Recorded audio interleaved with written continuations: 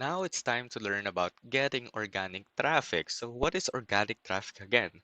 Organic traffic are those people coming into your Facebook page or any of your social media account without the use of any paid distribution, meaning you didn't pay ads for them to see your post.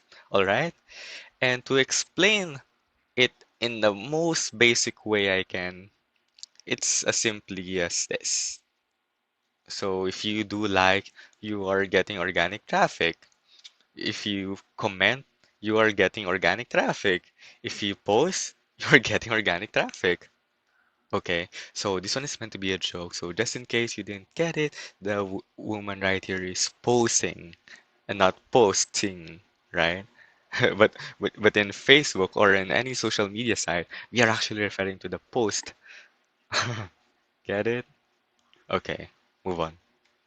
And of course, as we have sharing. So these are all simple activities that you can do to get organic traffic.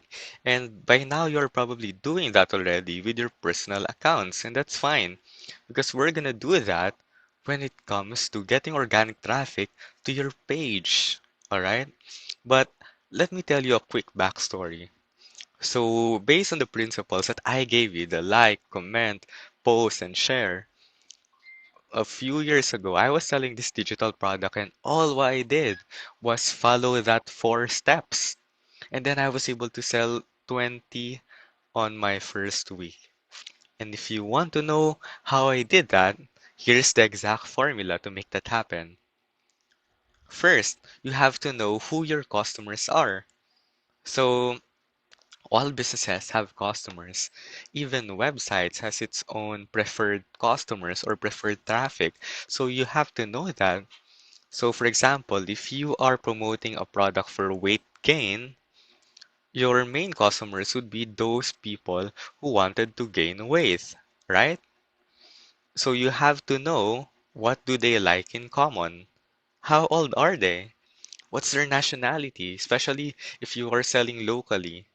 What's their gender? Is your product plainly for male, plainly for female, or both? And many more.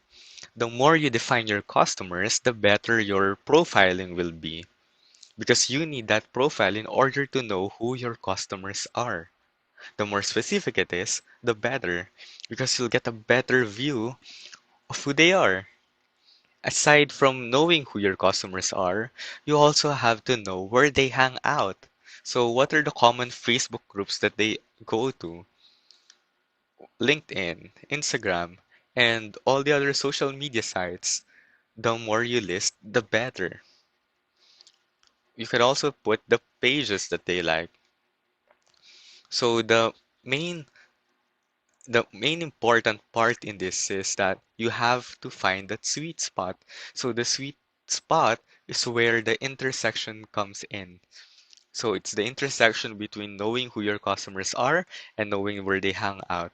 Because once you find that place, whether it's a Facebook group, it's a page, whether it's a LinkedIn group or and many more, once you find that, you have to go out there and present yourself. Okay, Pao, I'm a bit confused because how can I present myself if they don't know me yet? No one will look at me like this rock star on stage. But believe me, people will look at you like a rock star on stage. Their eyes will be on you. And you want to know how that will happen? Just sim just follow the simple activities that you do on a daily basis. So here's your to-do list for today. So first, of course, assuming that you already know who your client is, what their business is all about, who their market is, it's now time to like and comment to all related posts in the group. So your main job, your main role, your very first step is to find those Facebook groups where your customers are in. And then what you do is that you like and comment to all the related posts in the group. For example, let's stick with weight gain. So if that's a group about, let's say, accountability group about people posting their progress about gaining weight, Well, whenever someone posts about it, you may like the post and then you comment something related to their post. So, for example, if they post their progress, you can post congratulations and many more. If they have questions, much better. Answer those questions as much as you can, as best as you can. Because that's one way of showing that you are providing value to people. Do that at least 5 times a day per group. All right? The next thing you have to do is that you need to post helpful stuff. So, Pa, what kind of helpful post should I make? Well, it doesn't necessarily have to come from your Facebook page, all right? So this can be any stuff you can find from the internet, and then you can just post something like, "Hey guys, just sharing this. Might some of you might find this useful." As simple as that. It can be a video, a link, a post, an infographic, anything you can think of. And then what you do is that you post it at least once every other day because you don't want to spam that group, right? And make sure you don't promote at this point yet. Even when you are liking and commenting, even when you're posting helpful stuff, do not promote yet. Only promote after a week, after 2 weeks, just so people will see you as an authority first.